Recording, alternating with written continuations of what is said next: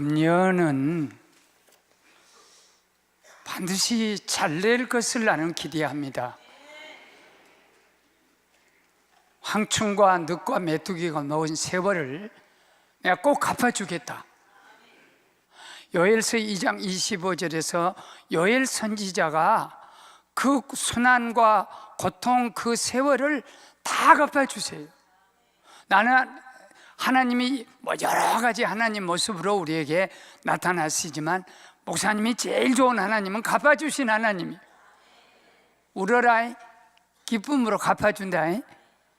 작년 한 해 우리가 울었던 눈물이 아마 시와 후에 지금도 많은 사람이 울어주고 세계가 울어준 세월호의 눈물이 시와호에 가득 담아졌을 것. 그만큼 축복의 장마비로 바꿔주는 역사가 있을 줄 믿습니다. 이사야 30장 26절에 하나님께서 그 백성의 상처를 싸매주시고 병든 것을 고쳐준 다음에는 달빛은 햇빛 같고 햇빛은 7날의 빛보다 더 밝아질 것이다. 하나님이 그렇게 해주세요. 또 세상 표현이지만 작년에 많이 어려움이 많았어요. 우리 신앙도 흉년이 되고 생활도 흉년이 되고. 그런데 우리 민족은 농부에게는 해걸이라는 것이 있어. 뭔 말인지 모르네. 올해 농사가 안 되면 내년에는 엄청 잘 된 거야. 내가 쉬고 있는 곳에 감나무 있어요. 감나무. 우리 교회도 있고. 재작년에 감이 별로 안 열었어. 그런데 작년에는 휘드러지게 얼마나 많이 열었어. 요새 감 풍년이요, 금년이. 꽃감으로 먹고 단감으로 먹고 뗄감으로 먹고. 하나님이 이 세상의 역사, 아니 3한 4온 3일 동안 추워. 그럼 이제 우리는 죽었다 그러지 말아요. 3일 동안 추면 나흘 동안은 따뜻한 날이 와. 아멘. 우리는 땅 위에서 살아요. 이게 땅하고 나하고 이분이 아니요. 땅이 잘 돼야 내가 잘 되는 거고, 내가 잘 돼야 땅이 잘 되는 거지. 우리에게는 조국이란 것이 있고 교회란 것이 있고 나라는 것이 있어. 그 셋 중에 하나도 빠져. 땅이 있어야 교회가 세워지지. 그래서 조국과 교회와 나는 다 중요한 삼위일체예요. 나 없이 교회에 어떤 의미가 있으며 조국이 어떤 의미가 있어요.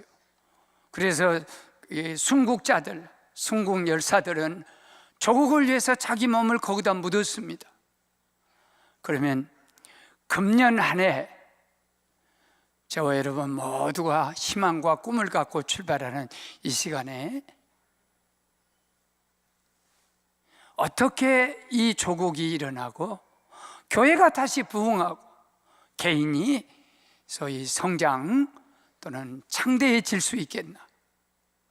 나라는 진흥해야 되고 교회는 부흥해야 되고 나는 그 속에서 창대한 역사를 이루어야 내가 창대되어야 교회가 부흥이 되고 교회가 부흥되어야 이 민족이 아주 잘 되는 융성한 그런 엄청난 지능이 있게 된다 하는 전제를 갖고 금년 한 해 동안 여러분 세 가지가 교회는 부흥을 가져오고 우리를 창대하게 하고 그리고 나라는 진흥하게 잘 되는 복으로 채워줄 것을 확신합니다. 첫째는 기도가 나에게 부흥을 가져오고 교회 부흥을 가져오고 민족의 진흥을 가져오고 나를 창대하게 합니다. 기도 없이는 절대로 역사가 없었어요. 그 시대에 교회가 기도하기 시작하면 교회가 부흥되기 시작했고 기도가 식어져 버리면 그때는 교회는 쓰러지죠. 빛이 일어나 빛을 발하라. 어두움은 절망, 좌절, 실패, 질병, 이런 것들이 어두움이에요. 그런데 빛이 오게 되면, 빛을 비추게 되면 어두움은 싹 사라진대. 과연 빛이 너희 위에게 임했다. 일어나서 빛을 발하라. 도대체 우리 교회가, 기독교인이 발휘할 빛이 무엇입니까? 비록 아무것도 없다 할지라도 하나님이 우리에게 주신 기도의 빛을 발하십시오. 어둠은 다 물러갑니다. 가난도 다 물러갑니다. 만일 우리가 기도의 가치를 별것이 아니라고 생각하면 그건 별것이 아니에요. 기도의 가치를, 어린이집 아직 신앙이 어리든지 이제 교회 처음 온 사람이 기도가 뭔 줄 알겠어요. 그러니까 기도가 뭔지 중요하게 생각 안 해요. 그런데 우리가 믿을 만큼 믿고 영적인 체험도 하고 여기까지 오는 한국 교회를 지켜온 우리들 중에 기도가 별로 중요하지 않다, 그 사람은 절대 가치 없는 사람. 왜냐하면 기도는 하나님이 우리에게 주시는 열쇠예요. 알폰스 도데가 불량서가 독일에게 점령이 될 때 마지막 수업을 하는 거예요. 그래, 어린 것들에게 우리는 프랑스 말 이제 못한다, 독일 말로 다 말해야 한다. 그러나 어디 가든지 가슴 속에 프랑스 말을 가지고 있으면 감옥 속에 들어가도 열쇠 갖는 것과 같다. 그래서 프랑스가 그 어린아이들 10명에게 독일이 점령을 당해도 모국어를 잊지 말라. 나는 그 알폰스 도데의 감옥 속의 열쇠, 과연 우리가 감옥 속에서 자유할 수 있고 감옥 속에 갇혀도 아무 거칠 없는 질병, 절망, 좌절, 어려움, 가난, 비록 감옥에 갇힌다 할지라도 이걸 열 수 있는 힘이 무엇이냐면, 사도행전 16장에 사도 바울이 감옥에 가서 신라가 둘이 밤새도록 기도만 했습니다. 쇠 창살로 다 가려졌지, 창고는 묶여졌지, 그리고 이 감옥 주변은 튼튼하게 돌로 싸졌지. 그런데 사도 바울과 신라가 할 수 있는 것은 뭐 능력도 권세도 아무것도 없어요. 갇힌 곳에서 기도했더니 그게 다 와르르 무너졌습니다. 기도는 하늘 문은 하늘에서 여는 게 아니에요. 예수님께서 고백하는 주는 그리스도의 살아계신 하나님의 아들 예수가 전부라는 거예요. 나는 예수에게 목숨, 죽어도 예수, 살아도 예수, 이게 신앙이라는 거예요. 이래도 되고 저래도 되고 그건 신앙이 아닙니다. 그건 거짓이고 가짜 신앙이에요. 나는 예수 아니면 죽고, 예수 아니면 예수가 죽고 나면 죽고 살아면 살고, 이것이 진짜 신앙이에요. 이래야 여기서 능력이 나타나는 신앙이에요. 되면 되고 말면 말고 그럭저럭, 그건 신앙이 절대 아닙니다. 그에게 위대한 것은 절대 영적으로 주어지지 않아요. 초대교회에 아무것도 없습니다. 그렇지만 그들이 오직 기도만 해요. 그러니까 땅에서 매면 하늘에서도 매고, 땅에서 풀면 하늘에서도 풀어진다. 열쇠를 주실 때에 하늘의 문은 하늘에서 열린 것이 아니라 구하라 주실 것이요, 두드리라 열 것이요, 찾으라 찾을 것이니라. 땅에서 하늘 문을 열어버리세요. 그 열 수 있는 열쇠가, 그 키가 뭐냐면 바로 기도입니다. 그래서 구해야 하늘 문이 열려진다 그랬어요. 기적의 문이 열려진다 그랬어요. 일을 행하시는 여호와, 그걸 성취하신 여호와께서 말씀하신다. 너희는 내게 부르짖으라, 내게 부르짖으라. 내가 네게 응답하겠고 크고 비밀한 일을 너에게 보여주리라. 하늘문은 기도 속에서 환난 당하든지 어려움을 당할 때 기도가 그걸 여는 거지, 하늘이 열어주는 게 아니에요. 환난은, 우리들은 환난의 깊은 의미가 어디에 있냐면, 목사님이 일생 동안 예수 믿고 여기까지 오는 환난은 왜 우리에게 환난을 주시는가? 목적은 내 개인적인 체험도 그렇고 또 성서적인 배경도 그래요. 환난은 오직 한 가지 목적밖에 없어.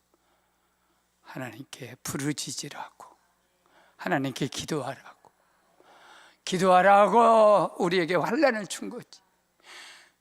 사랑과 은혜와 긍휼이 많으신 분이 까닭없이 우리에게 가난을 주고, 까닭없이 흉년을 주고, 까닭없이 고통을 주고, 까닭없이 버림받음을 주신 줄 아세요? 기도하라는 거예요. 너에게는 하나님 외에는 아무것도 의지할 것이 없다. 사랑하는 여러분,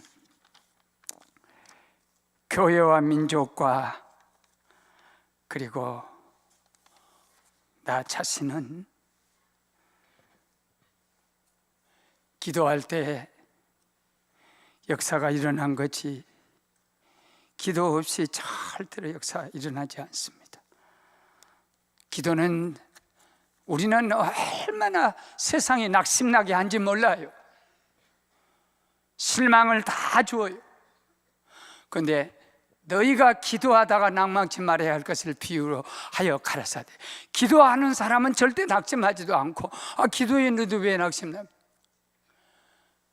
불의한 재판장한테 가서 과부가 원한을 풀어주시오. 과부의 원한은 돈 없이 재판장이 반드시 송사하게 풀어주게 돼 있어요. 그러니까 나는 돈도 없는 과부인데 원한 맺힌 일을 갖고 너무너무 억울하니까 재판장님 풀어주시오 하니까, 재판장이 돈 나올 것 같지 않으니까, 자기한테 유익이 별로 없으니까. 요새 세상 사람이 다 그럽니다. 내게 뭐 유익이 생기다, 무엇이 좀 생긴다면 목숨 겁니다. 별로 유익이 없으니까 그냥 팽개쳤어요. 그런데도 계속 원한을 풀어달라 했더니 마지못해서 번거로워서 귀찮아서 원한 풀었다 하물며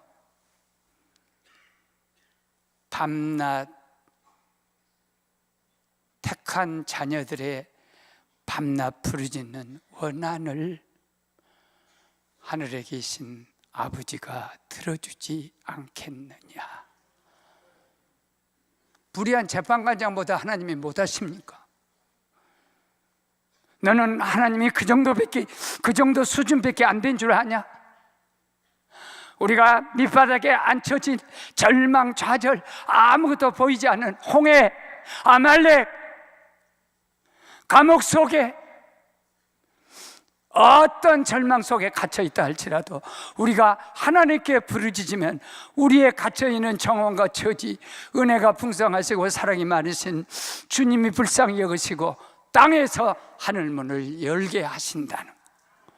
두 번째는 축복입니다. 참 감사한 게요, 1910년도에 일본이 한일 합방 10월 달에 했어요. 우리나라는 일본에게 완전히 먹혀 들어간 거예요. 그 후유증이 지금 갑니다. 일제 36년 당했던 서름, 어떤 정신대 할머니는 내가 눈이 안 간 거죠.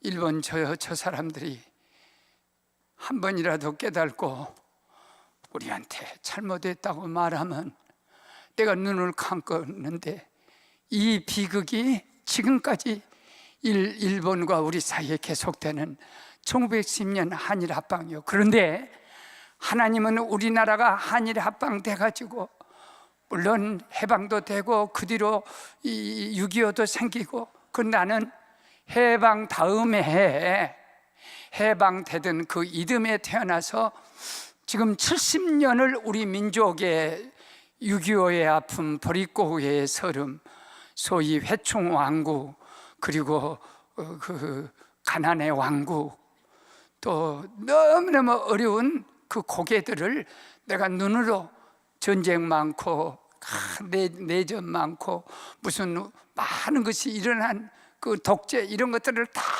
내 눈으로 직접 70년 동안을 보면서 여기 온 거예요.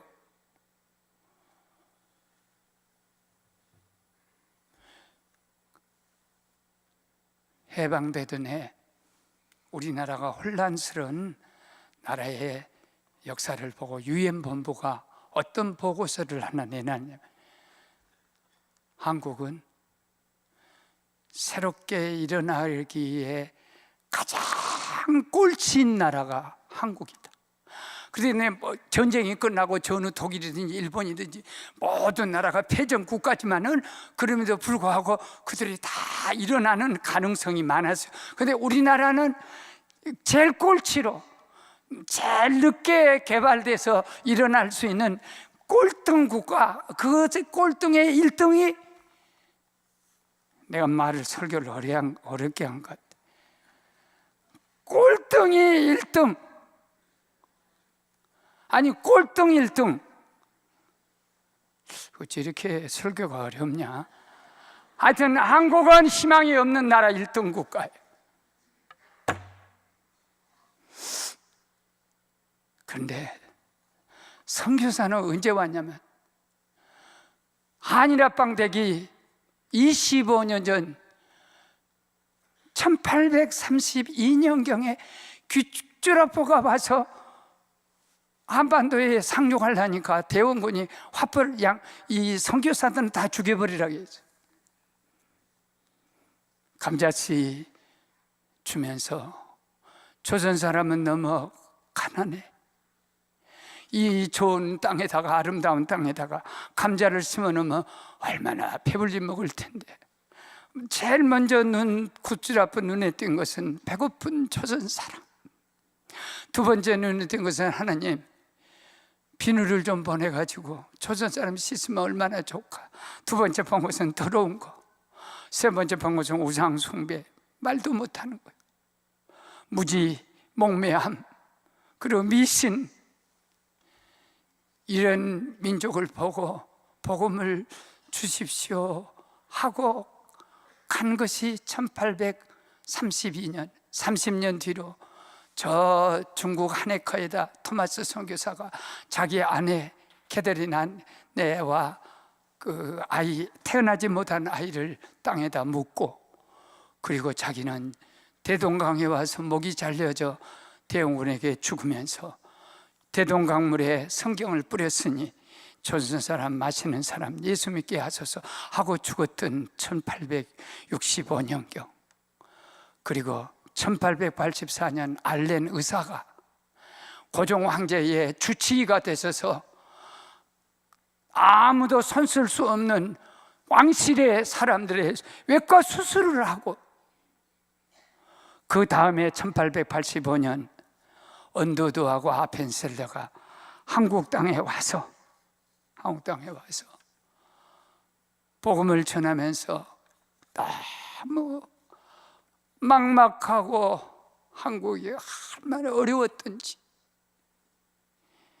주여 지금은 아무것도 보이지 않습니다. 메마르고 가난한 땅, 산의 나무 한 그루 자라지 못한 이 땅에 주님은 우리를 보내셨습니다. 태평양 건너 이곳에 우리가 왔다는 그것이 기적입니다. 보이는 것은 어둠뿐, 무지와 문맹과 가난과 인습에 묶인 사람들, 그들이 묶여 있는 것이 고통이란 것도 모르고 있습니다.